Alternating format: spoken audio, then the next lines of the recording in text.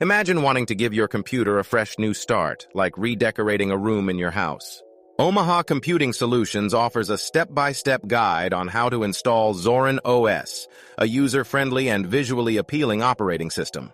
First, Omaha Computing Solutions suggests backing up all your important files to ensure they are safe during the installation process. Then, they recommend creating a bootable USB drive using Rufus or Etcher with the Zorin OS installation files.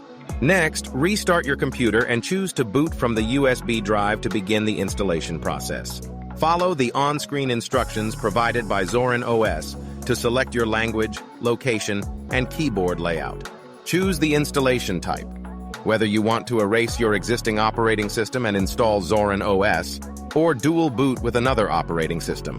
Omaha Computing Solutions advises selecting your time zone and creating a user account with a strong password.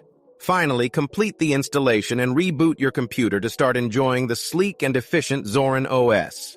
With Omaha Computing Solutions' easy-to-follow guide, installing Zorin OS is a breeze, allowing you to revamp your computer experience with a new, modern operating system.